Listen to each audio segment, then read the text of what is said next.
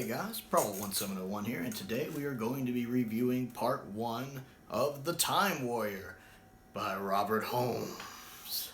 Now this is the first time I've ever seen The Time Warrior. I've been really excited about this.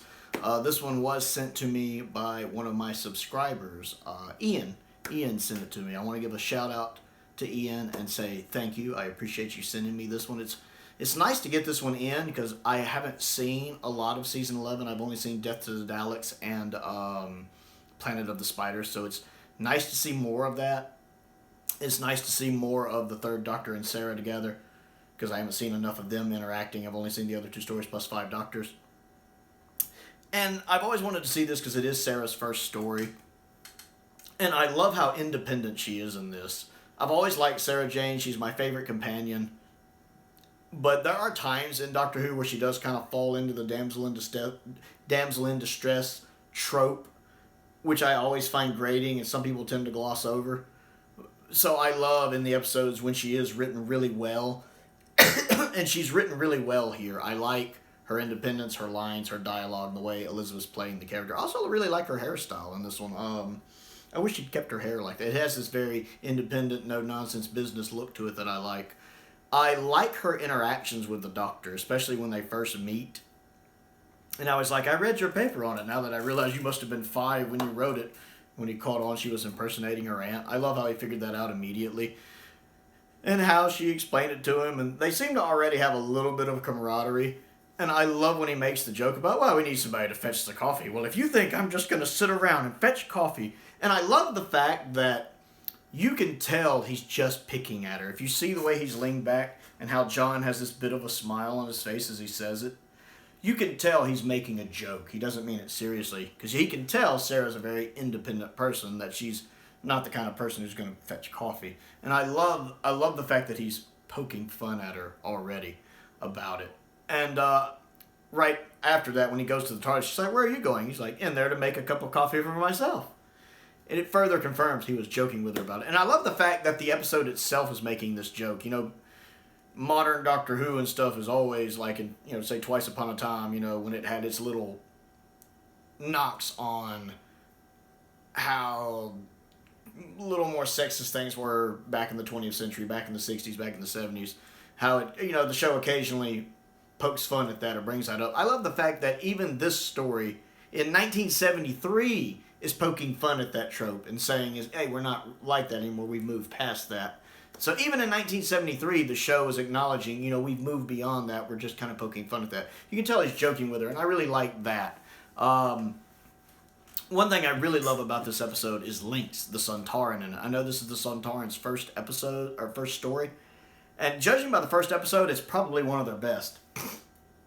What I love about Lynx is there's no comedic aspects to him at all. Like, you see this peppered all throughout Modern Who, and for a while there, that's all they were, was comedy relief. I mean, I love Strax in a Bubble, but he did kind of ruin the Sontarans as a credible threat, like they were in Classic Who. Now, Flux, for all of its issues, did a good job, I think, kind of helping the Sontarans get back a little bit. It still kind of had the little comedy aspects in there. So, a couple of which I liked, but some of which I didn't like. But it still had it there. But it definitely got back to that more classic design I like of them too. Here, there's no comedy aspects, no comedic aspects to Lynx. He is serious. And the way he is treated in the story, he is a threat. He is a deadly threat. I always have it in my head that he could slaughter all of the guys in the castle just like that if he chose to. You know, like when they're like, you think you could beat all of us? I'm just sitting there going, yeah, he could. I love the fact, too, that he keeps his helmet on. See, I have to remind myself, this is their first story, so when it first aired, nobody knew what they looked like. Me, naturally, I know what a Sontaran is. I've seen a lot of their stuff in Classic and Modern Who.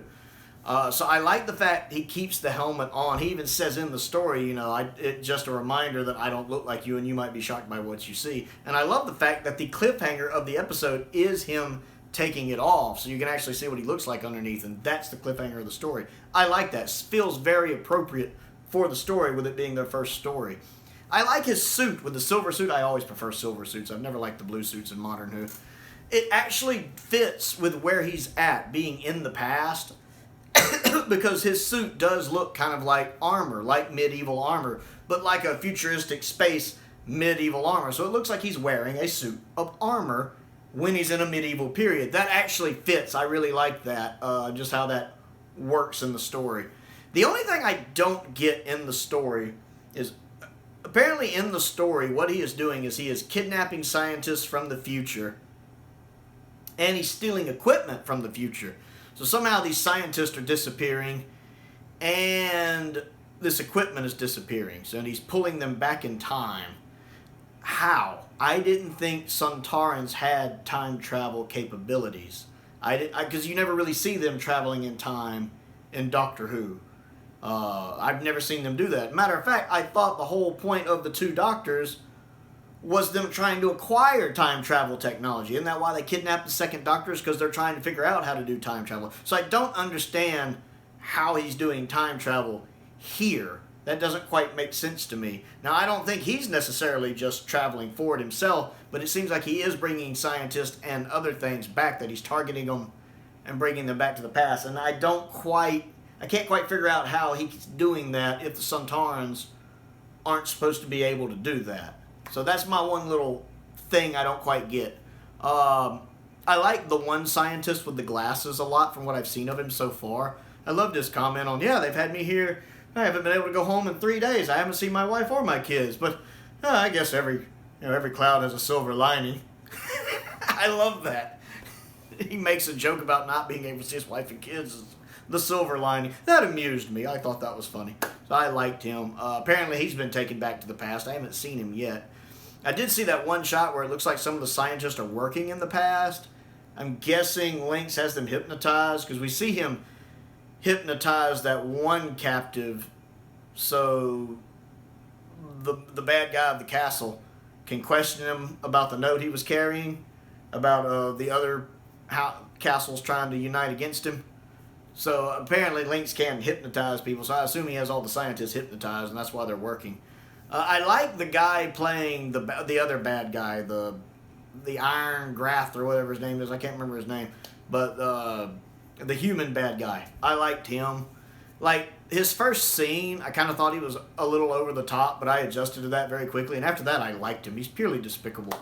Yeah, I already can tell, naturally, him and Lynx are already planning to betray each other. It's going to happen. It's one of those things, as soon as you see it, you're like, somebody's going to be stabbing somebody in the back.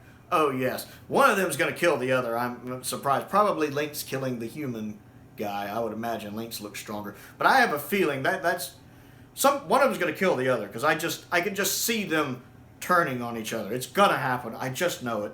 But I do like the actors playing them. It's nice getting the little bit with one of the other castles where they're already plotting, trying to get people together to go against him. It was nice seeing that. I like the castle setting and the location work. That looked really neat. The sets look pretty good for that.